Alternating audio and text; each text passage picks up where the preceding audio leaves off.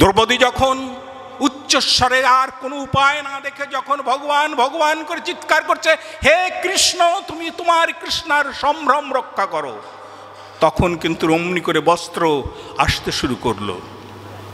তেমনি করে যদি আমরা তাকে যদি স্মরণে না রাখি, তাহলে আমাদের জীবনে এই অহংকার দম্ভ এটা কিন্তু আমাদের জীবনের ওই রকম পরাজয় নিয়ে আসবে। আমাদের জীবনের সমস্ত সব শক্তি, আমি অত ধন সম্পত্তির শক্তি থাকা সত্ত্বেও কিন্তু আমার জীবনের এই পরাজয় আমাকে স্বীকার করতে হবে।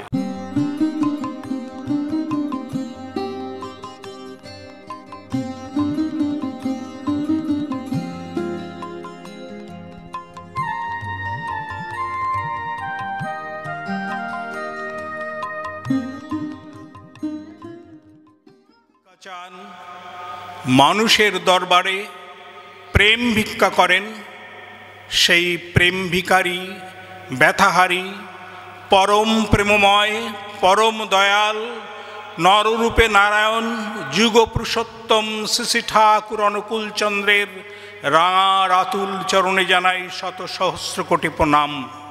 প্রথমেই আমি আমার জন্ম জন্মান্তরের আরাধ্য দেবতা, সেই অচ্ছেদ্যবর্ণ মহান পুরুষ, যিনি এই সমগ্র বিশ্ব চরাচরের অধীশ্বর হয়েও মানুষের দরবারে মানুষ ভিক্ষা চান, মানুষের দরবারে প্রেম ভিক্ষা করেন, সেই প্রেম ভিখারি ব্যথাহারি পরম প্রেমময় পরম দয়াল নররূপে নারায়ণ যুগ পুরুষোত্তম শ্রী ঠাকুর অনুকূল চন্দ্রের রাঙা রাতুল চরণে জানাই শত সহস্র কোটি প্রণাম।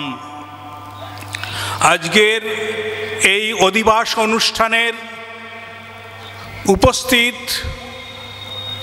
পরম দয়ালের বিজয় রথের সারথি ঋত্বিক দেবতাবৃন্দ এবং আমার সতীর্থ গুরুভ্রাতা, আমার পরমাত্মীয়গণ এবং আমার ভক্তিমতী লক্ষ্মীস্বরূপিণী অন্নপূর্ণা জগদ্ধাত্রী মায়েরা, সবাইকে আমার রানন্দিত জয়গুরু। আজকের আলোচ্য বিষয় পরম প্রেমময় শ্রী ঠাকুর অনুকূল চন্দ্র যুগ সমস্যার সমাধানে কি বলেছেন এবং সেই সম্পর্কে কিছু আলোকপাত করার জন্য আমাকে নির্দেশ করা হয়েছে। তো সে কথা বলতে গেলেই প্রথমেই বলতে হয় যে পূর্ণভূমি এই ভারতবর্ষ, পৃথিবীর কোনো দেশকে যদি পূর্ণভূমি বলে বিশ্বাসিত করা যায়, যেখানে শ্রদ্ধা ভক্তি প্রেম সাহায্য সহানুভূতি অধিক পরিমাণে বিরাজমান, যেখানে আধ্যাত্মিকতা, যেখানে অন্তর্দৃষ্টি অধিক পরিমাণে বিকশিত হয়েছে, তবে সে আমার এই জন্মভূমি, সে আমার এই মাতৃভূমি, সে আমার এই পিতৃভূমি, সে আমার এই ভারতভূমি। তাই যুগে যুগে তিনি এই সমস্যা যখন সৃষ্টি হয়েছে তখনই তিনি এই ধরাধামে এসেছেন। তাই তাকে বারে বারে আমরা যখনই এই ধরাধামে এসেছি তাকেই আমরা প্রণাম করেছি, তাকেই আমরা গ্রহণ করেছি, তাকেই আমরা পূজা অর্চনা করেছি, তাকেই অনুসরণ করেছি। যারাই তাকে অনুসরণ করে চলেছেন তারা যুগে যুগে তাকে বিনা বিবেচনায় কোনো কথাই তাদের আর পরিচয় করিয়ে দিতে হয় না, তার সঙ্গেই তারা ঠিকই তাকে পেয়ে যায়। তাই বলি, তোমারেই যেন ভালোবাসি আছি শতরূপে শতবার, জনমে জনমে যুগে যুগে অনিবার, চিরকাল ধরে মুগ্ধ হৃদয়ে গাঁথিয়াছে সে গীতহার, কত রূপ ধরে পড়েছ গলায় নিয়েছ সে উপহার, জনমে জনমে যুগে যুগে অনিবার। যুগে যুগে তিনি এসেছেন এই ধর্মের কথা বলার জন্যেই। ধর্মের যখন গ্লানি হয়েছে, ভুল পথে চলেছে, তখন তিনি এসে এই ধর্মকে বুঝিয়ে দিয়েছেন ধর্ম কাকে বলে, ধর্ম কি। আমরা ধর্ম করতে এসে স্বভাবতই যেটা আমরা বুঝেছি যে ধর্ম করা মানে হচ্ছে কিছু গ্রন্থাদি পাঠ করা এবং তা শ্রবণ করা এবং এই তীর্থ ভ্রমণ করা, গঙ্গা স্নান করা, কিছু আমরা ওই সংস্কার বা কিছু রীতিনীতিগুলো ওই আমরা প্রতিপালন করলে আমার পরকালের কিছু কাজ হবে, ইহকালের জন্য নয়। ধর্ম করা মানে আমাদের মৃত্যু আনতে গিয়ে আমরা সুখ শান্তি স্বস্তি কি করে পাব, তার জন্য কিছু ক্রিয়াকলাপ, কার্যপ্রণালী। পরম দয়ালের কাছে এসে সেই জিনিসটা আমাদের পরিষ্কার পরিচ্ছন্ন হয়েছে যে শুধু তাই নয়, যে আমাদের এই জীবন, ইহ জীবনের সুখ শান্তি স্বস্তি সমৃদ্ধি, জীবন বৃদ্ধির পথে যে চলা, যে বলা, যে করা, সেটাই হচ্ছে ধর্ম। তো বাঁচতে নরের যা যা লাগে সেই নিয়েই তো ধর্ম জাগে। ধর্মে সবাই বাঁচে বড়ে, সম্প্রদায়টা ধর্ম নারে। যে আচরণ বাক্য কর্ম বাঁচা বাড়ার উৎস হয় তাকেই যেন ধর্ম বলে, নইলে ধর্ম কিছুই নয়। Religion is not only as a means of God realization, but a roadmap to the human being to being and becoming as the indication of unlimited joy and living with honor. ঠাকুর অনুকূল চন্দ্র বলেছেন, সসম্মানে কি করে বাঁচা যায়, মাথা উঁচু করে কি করে বাঁচা যায়, সেটাই হচ্ছে ধর্ম। তাহলে আমাদের বাঁচা বাড়ার মধ্যে ধর্ম আছে, জীবন বৃদ্ধির মধ্যে ধর্ম আছে। সেই জীবন বৃদ্ধির নিয়ম নীতি বিধিগুলো ঠাকুর আমাদের দিয়েছেন, সেটাগুলো আমাদের প্রতিপালন করতে হবে। আমাকে ওই কিছু অলৌকিকভাবে পাওয়ার জন্যে ধর্ম করতে হবে না, আমাকে করে আমাকে পেতে হবে। সেই করাটাকে তিনি দেখিয়েছেন কেমন করে করতে হয়, যে আমি আমার ইচ্ছা মতন করব আর আমার পাওয়ার যে বাসনা সেটা সব পূরণ হয়ে যাবে, ঠাকুর তাই আমাকে পাইয়ে দেবেন।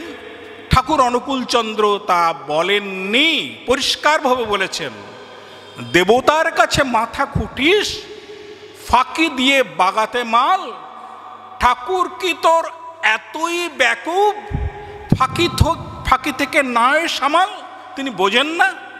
তাকে আমরা বোকা ভাবছি, কালা ভাবছি, তিনি কিছুই বোঝেন না। তাকে ঠকিয়ে ঠকবাজি করে আমি আমার জীবনটাকে আমি উপভোগ করব। ওই উপভোগ করতে গিয়ে আমার জীবনে দুর্ভোগ আসছে, আমার জীবনে দুর্গতি আসছে। এই দুর্গতি আসছে দুর্মতির মধ্যে দিয়ে। এই দুর্মতিটাকে দূর করে কি করে সুমতি আমার মধ্যে আসবে? আমার জীবনে সুয়ের সাথে যুক্ত হলেই তো আমার সুযোগ আসবে। সুয়ের সাথে যুক্ত হওয়া এবং তেমনভাবে করা, এটা আমার লাগবে। না করে যে পেতে চায় দুঃখ তার পিছে ধায়। তাই যা ইচ্ছে তাই করবে তুমি, তা কিন্তু চলবে না। ভালো ছাড়া মন্দ করলে পরিস্থিতি ছাড়বে না। আমাকে ওই ভালো পেতে হলে আমাকে ভালো করতে হবে। তো করতে গেলে তো আমি করছি, তো করতে গেলে কেমন করে ঠিক করব, ভুল করব না, সেটা তো আমি যদি নিজে বেশি বেশি বুঝে নিজের মতন করে চলি, তাহলে তো অমন্তর ফল যা করেছি তার ফলই আমাকে পেতে হবে। ঠাকুর বলছেন, করার পথে চলতে গেলে এতই ঠকা শেখাই দায়, অত ঠকে শিখতে গেলে জীবনে কে পাড়ি পায়? শিখেছে যে তার কাছে তাই শেখাই স্মরণ নেওয়াই ভালো, নইলে যে তোর বোকা সাহস ভর জীবনী ঠকেই গেল। ঠকে ঠকে আমি শিখবো, একসময় শিখবো। তখন আমার জীবনের শেষ প্রান্তে এসে আমি বুঝলাম এগুলো আমার ভুল হয়েছে। এটা যদি আমি এই করতাম তাহলে এই হতো। কিন্তু তখন তো আমার আর সময় নেই। মন মাঝি তোর বৈঠা নেড়ে আমি আর বাইতে পারলাম না।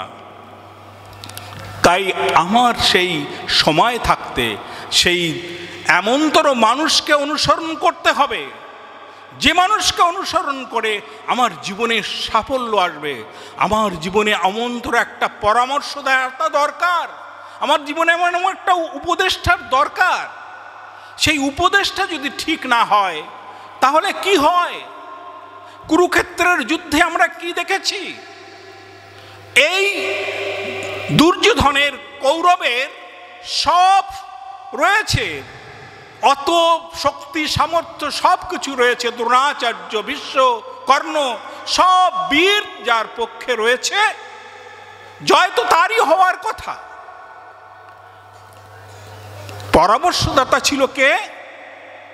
মামা শকুনি। তাই শকুনির পরামর্শে কুরুক্ষেত্রের যুদ্ধে অবতীর্ণ হয়েছে কৌরব। আর অসহায় পঞ্চপাণ্ডবের একমাত্র সহায় হচ্ছে ভগবান শ্রীকৃষ্ণ। তাই সেই ভগবান শ্রীকৃষ্ণের পরামর্শে জয় হলো পঞ্চপাণ্ডবের। আর সব কিছু থাকা সত্ত্বেও ওই উপদেশটা, ওই বিভ্রান্তিকর ভুল উপদেশটার জন্যে কৌরবদের কিন্তু পরাজয় হলো।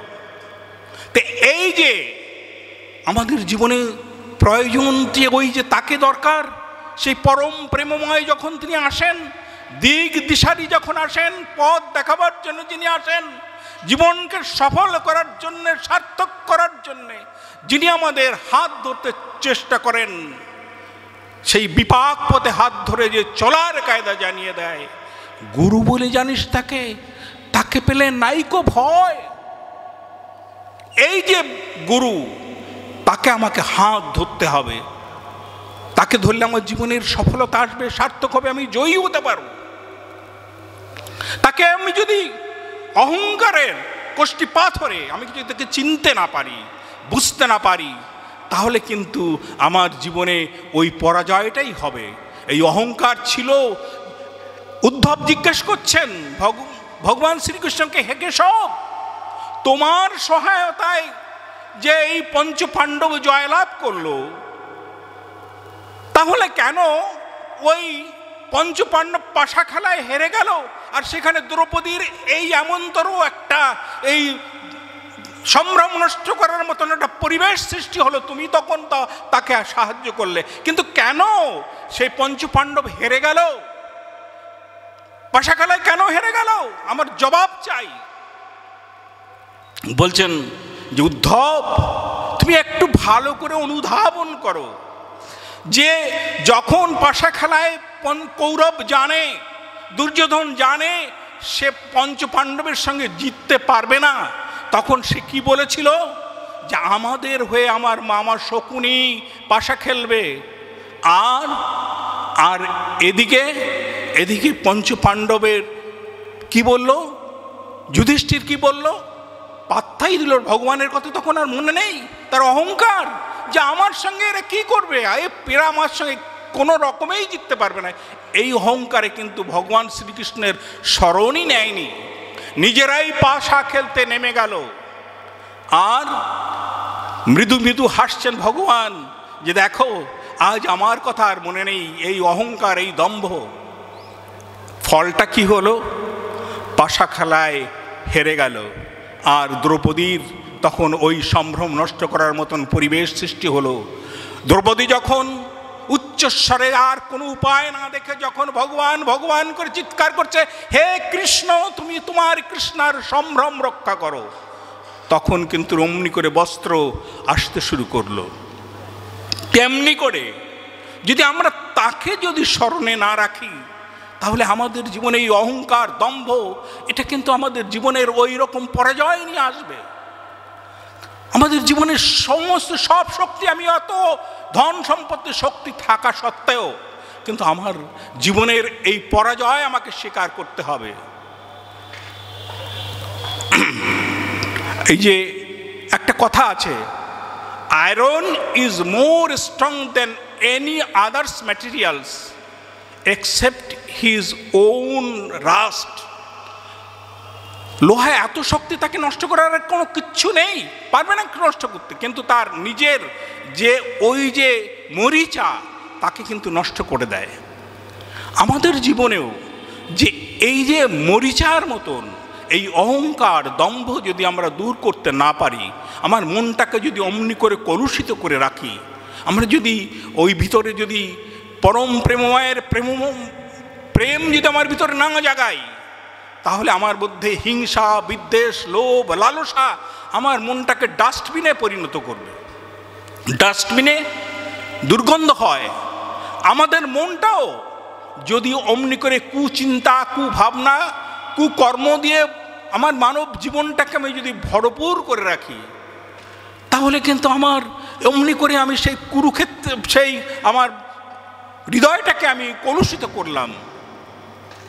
তাই আমি একটা মানুষের জীবনে যদি প্রেম না থাকে, ভালোবাসা না থাকে, আমি যদি মানুষকে ভালো না বাসতে পারি, আমি যদি হিংসা করি, বিদ্বেষ করি, তাহলে আমি ঈশ্বরের ভজনা করছি, ঈশ্বরের ভালোবাসছি, এটা মিথ্যা কথা। স্বামী বিবেকানন্দ বলেছিলেন, তুমি এই দৃশ্যমান মানুষকে ভালোবাসো না, তুমি এই দৃশ্যমান মানুষকে ভালোবাসতে পারোনি, তুমি অদৃশ্য ভগবানকে ভালোবাসো, আমি বিশ্বাস করি। তাই ভালোবাসতে হবে মানুষকে। এই ভালোবাসা, এই মানুষকে যদি ভালোবাসি, তাহলে সেই ভালোবাসা নদীর স্রোত, নদীতে যদি স্রোত থাকে, সেই স্রোত ধারা কোথায় নিয়ে যায়? সমুদ্রের সাথে সামিল হয়। তাহলে আমাদের মধ্যে যদি সেই মানুষের প্রতি প্রেম থাকে, মানুষের প্রতি ভালোবাসা থাকে, সেই প্রেম, সেই ভালোবাসাই কিন্তু আমাকে ঈশ্বর প্রেমে নিয়ে যায়, ঈশ্বরের সঙ্গে সংযুক্ত করে। কিন্তু মানুষের প্রতি যদি আমার ভালোবাসা না থাকে, তাহলে কিন্তু আমি ঈশ্বরকে ভালোবাসতে পারি না, ভালোবাসা হয় না, এটা কপট ভালোবাসা হয়। তাই ঠাকুর যে বিধান দিয়েছেন, সেই বিধানগুলো যদি আমি পরিপালন করি, তাহলে আমার জীবনের আমি সেই দিকটাকে আমি খুঁজে পাবো। ঠাকুর যে বিধানগুলো দিয়েছেন, এই যজন যাজন ইষ্টপ্রীতি সস্তয়নী সদাচার, এগুলো যদি একটা মানুষ প্রতিপালন করে, একটা খাঁটি মানুষ হয়ে উঠতে পারে, তার মধ্যে হিংসা, বিদ্বেষ কখনোই বাসা বাঁধতে পারবে না। এই যে দেখুন, ঠাকুর অনুকূলচন্দ্র, অনেকেই বলেন যে ঠাকুর অনুকূলচন্দ্র সবই তো ভালো কথা বলেন, খুব সুন্দর কথা বলেন, তবে ওই যে সকালবেলায় উঠে তাকে আবার ওই যে অর্ঘ্য দিতে হবে, টাকা দিতে হবে, পয়সা দিতে হবে, এইগুলো ঠিক বরদাস্ত করা যায় না বলেন তো। কিন্তু আপনারা ভেবে দেখুন যে আমরা এই যে মানুষ আমাদের, আমরা বেঁচে আছি, তার দয়ায়, তার আকাশ, তার বাতাস, তার ফুল ফল সবই কিন্তু আমরা ভোগ করছি। কে দিয়েছে আকাশ, কে বাতাস? এ কি মানুষ সৃষ্টি করতে পারে? এই বাতাস, এক অক্সিজেন গ্রহণ করতে হয় আমাদের প্রতি সিলিন্ডারের দাম কত? যদি আমার একটা দিনে কতটা সিলিন্ডার লাগে, আর আমার একটা বছরে আমার সারা জীবনে কত সিলিন্ডার অক্সিজেন প্রয়োজন, কে দিচ্ছে এটা? কোথা থেকে পাচ্ছি? এই আলো কোথা থেকে পাচ্ছি? এই আলোর জন্য আমাকে কারেন্টের বিল দিতে হবে, কত টাকা বিল দিতে হবে। আর সারা দিন যে আলোয় আলোকিত হয়ে থাকি, আমার জীবন বৃদ্ধি হয়, সেই আলোকে জুগিয়ে দেয়, তো সবই তো তিনি দেন। আলো, বাতাস, মৃত্তিকা, জল কে দেন? তিনি এত অভিমান আমার, আমি তাকে চিনতে পারি না। ঠাকুর বলছেন, দুদিনের এই জীবনটাতে কিসের এত অভিমান? সবই ফেলে যেতে হবে, ডাকবে যখন ভগবান, যখন যে কোনো মুহূর্তে। আমি এই ঘুমিয়ে থাকবো, সকালে আমি উঠবো কিনা তা আমি জানি? তার কোন নিশ্চয়তা আছে? তাই আমি সকালবেলায় যখন উঠি, তার দয়ায় যখন আবার আকাশ, এই বাতাস, এই ফুল ফল আবার আমি উপভোগ করার সুযোগ তিনি আমাকে দেন, তার জন্যে আমি আমার সৌপার্জিত কিছু অর্ঘ্য যদি আমি তার পায়ে নিবেদন করি, হে দয়ালে প্রভু, তুমি আমাকে আবার একটা দিনের জন্যে, কিছু সময়ের জন্য তুমি আমাকে আবার তোমার এই সৃষ্টির মাঝে আমাকে সুযোগ করে দিয়েছ, তাহলে তার কি এটা কি অন্যায় দেব না? তাহলে এমনি করে আমাদের তার প্রতি কৃতজ্ঞ জানাবার জন্যে তিনি রাজভিখারী, আমাদের কাছে তিনি প্রেম ভিক্ষা করেছেন। তার প্রেম ভিক্ষার সেই সামান্যতম উৎস থামানোর প্রমাণ হিসাবে আমরা তাকে কিছু অর্ঘ্য নিবেদন করে থাকি। তিনি দিয়েছেন যাজন ইষ্টভৃতি সস্তনী সদাচার। এই যজন কোথা থেকে এসেছে? যজন আমরা প্রতিনিয়ত যদি আমরা এই তাকে স্মরণে মননে আমরা যদি প্রতিনিয়ত আমার মস্তিষ্কে আমরা রাখতে পারি, তাহলে কি হয়, এই চিন্তা ভাবনাটা এমনতর হয়, তাকে আমরা প্রতিনিয়ত যিনি সৃষ্টিকর্তা তার নাম ধ্যান যদি তার আমরা প্রতিনিয়ত করতে পারি, এই ধ্যানের মধ্য দিয়ে আমাদের মস্তিষ্কের শক্তির সঞ্চার হয়, আমাদের মধ্যে আমাদের সুচিন্তা সুভাবনা আমার এমনভাবে আসে যে কুভাবনা আমার মধ্যে ঢুকতে পারে না। আর এই যখন হয় একটা মানুষের মধ্যে, যখন এই প্রতিনিয়ত এই শক্তির সঞ্চার হতে থাকে, একটা সাধারণ মানুষ অসাধারণ হয়ে ওঠে। আমরা নরেন দত্তকে দেখেছি, একটা নরেন দত্ত সামান্য একটা যুবক, বেকার যুবক, তার জীবনে একমাত্র তার ওই গুরুই হচ্ছে তার জীবনের পথ প্রদর্শক। তাই সে কিন্তু এই চিকাগো শহরে গিয়ে পৃথিবীর মধ্যে এই সনাতন ধর্ম যে একটা মহান ধর্ম, তা কিন্তু তিনি প্রতিষ্ঠা করে গিয়েছিলেন, পরিচয় করে দিয়ে গেছিলেন এই নাম ধ্যানের মধ্য দিয়ে। ধ্যানের এত শক্তি, এই ধ্যানের মধ্য দিয়ে মানুষের এই যে আমরা যে কথা বলছি, এই কথা মুকং করতি বাচলং পঙ্গুং লিঙ্গতি গরম গ্রীম কৃপা তমাহং বন্দে পরমানন্দ মাধবং। যে তার যদি কৃপা থাকে তাহলে মুখও কথা বলতে পারে, বোবা কথা বলতে পারে, পঙ্গু গিরি লঙ্ঘন করতে পারে। এই যে তার কথা বলা, এই যে বিবেকানন্দ যেমন এমনি করে তার কথা যোগান দিয়েছে তার গুরু, তাকে গুরুদেব তাকে বলিয়ে দিয়েছে, তেমনি করে আমরা যে যাজন যে কথাটা ঠাকুর বলেছেন আমাদের মস্তিষ্কের মধ্যে যদি তাকে রাখতে পারি, তাহলে তিনি কিন্তু অমনি করে আমাকে চলার পথে করার পথে মানুষের সঙ্গে আমি কেমন করে কথা বলবো, কি কথা কোথায় বলতে হবে, কেমন করে বললে মানুষের প্রাণটা জুড়িয়ে যাবে, সে কথা কিন্তু তিনিই জুগিয়ে দেবেন। এই কথা দিয়ে মানুষকে যেমন প্রাণ জুড়িয়ে দেওয়া যায়, আবার এই কথা দিয়ে মানুষকে এমন বিষাক্ত করা যায়, মানুষকে ব্যথা দেওয়া যায়, মানুষকে আঘাত করা যায়, মানুষকে এই কথা দিয়ে প্রেরণা যোগানো যায়, আবার এই কথা দিয়ে প্ররোচনাও দেওয়া যায়। এই প্ররোচনা যেমন আমরা দেখি ভগবান রামচন্দ্র, তার সে যেদিন সকালবেলায় তার রাজা হওয়ার কথা, সে ওই রাজা হওয়া তো দূরের কথা, সকালবেলায় তাকে বনবাসে যেতে হলো কেন? এই মন্থরার কুপরামর্শ যখন কৈকেয়ীর কানে দেয়া হলো যে তুমি এত আনন্দ করছো কেন, তোমার ছেলে ভরত কি রাজা হচ্ছে, রাজা হবে তো রামচন্দ্র, তুমি এত আনন্দ করছো কেন? এই যে কুপ্ররোচনা, এই প্ররোচনার জন্যে কিন্তু কি অবস্থা হয়ে গেল অযোধ্যায়। তাই এই কথা দিয়ে মানুষকে প্রেরণা দেওয়া যায়, প্ররোচনাও দেওয়া যায়। তাহলে আমাদের কথাটাকে কেমন হবে, ঠাকুর সেই জন্যে যাজনের কথা বলেছে। এই এই যজন যার ভালো হবে, যাজনও তার ভালো হবে।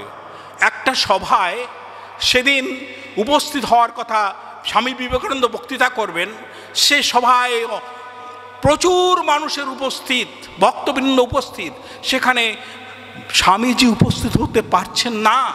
কিন্তু কি করবে, এত মানুষ, উপায় নেই, নিরুপায় হয়ে তখন ওই ঠাকুরের গাড়ু গামছা বইত সেই লাট্টু মহারাজ, তাকে ঠেলে তুলে দেওয়া হয়েছে। লাট্টু মহারাজ উড়িয়া, সে ভালো বাংলা বলতে পারে না, কিন্তু তাকে তুলে দেওয়া হয়েছে। তুলে দেওয়ার সঙ্গে সঙ্গে তিনি বলতে শুরু করছেন ঠাকুরের কথা। বলতে বলতে এত সুন্দর আলোচনা, এমন সুন্দর বক্তৃতা করলেন যে কেউ মানুষ ভাবতে পারেনি লাট্টু মহারাজ সেদিন লাট্টু মহারাজ হয়ে গেল। যোগান দিল কে? তা মাথায় যদি তাকে স্মরণে মননে থাকা যায়, তেমনি হয় দ্রৌপদীর যেমন ওই বস্ত্রহরণের সময় তা ভগবান শ্রীকৃষ্ণকে স্মরণে মননে রাখার জন্য তার অমনি করে তার যোগান, অমনি করে কাপড় যোগান দিয়েছিল, তেমনি করে আমরা যদি তাকে মস্তিষ্কে রাখতে পারি, তিনি অমনি করে আমাদের যোগান দেন। একটু তাকে মস্তিষ্কের মধ্যে রাখা দরকার। তাই আমাদের এই হচ্ছে ঠাকুরের বিধান। আমাদের যজন যাজন ইষ্টপ্রীতি সস্তয়নী সদাচার এগুলো আমরা প্রতিপালন করলে একটা মানুষ অসাধারণ মানুষ হয়ে যেতে পারবে। ঠাকুর বলছেন জীবনের প্রতিটি পদক্ষেপ যার ইষ্ট স্বার্থ জীবনের প্রতিটি পদক্ষেপ যার ইষ্ট স্বার্থ প্রতিষ্ঠাপন্ন, যজন যাজন ইষ্টপ্রীতির উদারবর্তে চলন চরিত্র যার উদ্দাম উচ্ছল উন্মুখ, সস্তয়নী সদাচার যাকে নিবিড়ভাবে আলিঙ্গন করেছে, আঘাত ব্যাঘাত দুর্বিপাকের ঘূর্ণিঝড় যতই বেপরোয়া হয়ে এসে তাকে বিধ্বস্ত করতে চেষ্টা করুক না কেন, ঝঞ্ঝার সাথে পাঞ্জলরে নিশ্চিত সে শান্তি ও স্বস্তির অমর সিংহাসন দখল করবে কি করবেই। দীর্ঘায়িত আর করা যাবে না। আরও ভালো বক্তা আছেন, আমার তপনদা অত্যন্ত ভালো বলেন। তাই বলি, তুমি যদি বক্ষ মাঝে থাকো নিরবধি, তোমার আনন্দ মূর্তি নিত্য হেরি যদি এ মুগ্ধ নয়ন মন পরাণ বল্লভ, তোমার কমলকান্ত চরণ পল্লব চিরস্পর্শ করে থাকে জীবন্তরিতে, কোনো ভয় নাহি করি বাঁচিতে মরিতে। আলোকিত হোক সকল আধার। সবাই ভালো থাকবেন, সবাই যেন আবার সুন্দর জীবনযাপন পরম দয়ালের ভাবাদর্শের মধ্য দিয়ে আমরা সার্থক হয়ে উঠতে পারি, জীবনটাকে সফল করতে পারি, এই আশা আকাঙ্ক্ষা রেখে এখানেই শেষ করি। জয় গুরু, বন্দে পুরুষোত্তম।